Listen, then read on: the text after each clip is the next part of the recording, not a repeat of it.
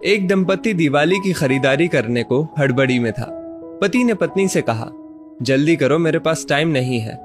इतना कहकर वो रूम से बाहर निकल गया। तभी बाहर लॉन में बैठी मां पर नजर पड़ी। कुछ सोचते हुए वापस रूम में आया। शालू, तुमने मां से भी पूछा कि उनको दिवाली पर क्या चाहिए? शालिनी बोली, नहीं पूछा। अब उनको इस उम्र में क्या चाहिए होगा यार? 2 वक्त की रोटी और 2 जोड़ी कपड़े, इसमें पूछने वाली क्या बात है? वो बात नहीं है शालू, माँ पहली बार दिवाली पर हमारे घर में रुकी हुई है, वरना तो हर बार गांव में ही रहती हैं, तो औपचारिकता के लिए ही पूछ लेती।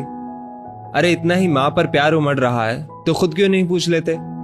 झल्ला कर चीखी थी शालू और कंधे पर हैंडबैग लटकाते हुए तेजी से बाहर निकल गई। सूरज माँ के पास जाकर बोला, माँ हम लोग दिवाली की खरीदारी के लिए बाजार जा रहे हैं, आपको कुछ चाहिए तो? माँ बीच में ही बोल पड़ी, मुझे कुछ नहीं चाहिए बेटा। सोच लो माँ, अगर कुछ चाहिए तो बता दीजिए। सूरज के बहुत जोर देने पर माँ बोली, ठीक है तुम रुको, मैं लिख कर देती हूँ, तुम्हें और बहू को बहुत खरीदारी करनी है, कहीं भूल ना जाओ। कहकर सूरज की माँ अपने कमरे में चली गई। कुछ देर बाद बाहर आई और लिस्ट सूरज को थमा दी। सूरज ड्राइविंग सीट पर बैठते हुए बोला, देखो शालू, माँ को भी कुछ चाहिए था पर बोल नहीं रही थी, मेरे जिद करने पर लिस्ट बना कर दी है। इंसान जब तक जिंदा रहता है रोटी और कपड़े के अलावा भी बहुत कुछ चाहिए होता है। अच्छा बाबा ठीक है, पर पहले मैं अपनी जरूरत का सारा सामान लूंगी, बाद में आप अपनी माँ की लिस्ट देखते रहना। कहकर कार से बाहर निकल गई।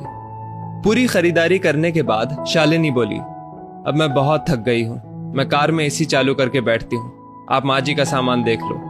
अरे शालू तुम भी रुको, फिर साथ चलते हैं, मुझे भी जल्दी है, देखता हूं माँ ने इस दिवाली क्या मंगवाया है।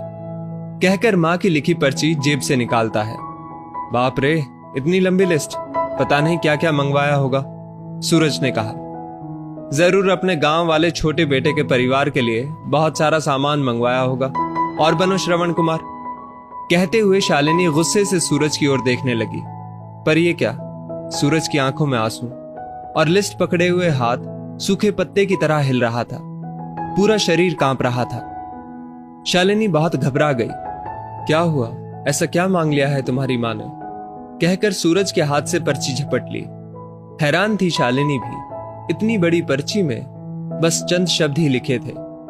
पर्ची में लिखा था, बेटा सूरज, मुझे दिवाली पर तो क्या, किसी भी अवसर पर कुछ नहीं चाहिए, फिर भी तुम जिद कर रहे हो तो तुम्हारे शहर की किसी दुकान में अगर मिल जाए तो फुर्सत के कुछ पल मेरे लिए लेते आना। ढलती सांझ हुई अब मैं। सूरज, मुझे गहराते अंधियारे से डर लगने लगा है, बहुत डर लगता है पल पल मेरी तरफ बढ़ रही मौत को देखकर। जानती हूं इसे टाला नहीं जा सकता, ये शाश्वत सत्य है, पर अकेलेपन से बहुत घबराहट होती है सूरज। तो जब तक तुम्हारे घर पर हूं, कुछ पल बैठा कर मेरे पास, कुछ देर के लिए ही सही, बांट लिया कर मेरे बुढ़ापे का अकेलापन। बिन दीप जलाए ही रोशन हो जाएगी मेरे जीवन की सांझ। कितने साल हो गए बेटा तुझे स्पर्श नहीं किया, एक बार फिर से आ मेरी गोद में सिर रख, और मैं ममता भरी हथेली से सहलाऊं तेरे सिर को। एक बार फिर से इतराए मेरा हृदय मेरे अपनों को करीब, बहुत करीब पाकर, और मुस्कुरा कर मिलूं मौत के गले। क्या पता अगली दिवाली तक रहूं ना रहूं। पर्ची की आखिरी लाइन पढ़ते पढ़ते शालिनी फपक फपक कर रो पड़ी। ऐसी ही होती है मां। दोस्तों, अपने घर के उन विशाल हृदय वाले लोग जिनको आप बूढ़े और बुढ़िया की श्रेणी में रखते हैं, वो आपके जीवन के कल्पतरु हैं। उनका यथोचित सम्मान और देखभाल करें। यकीन मानिए, आपके भी बूढ़े होने के दिन नजदीक ही हैं।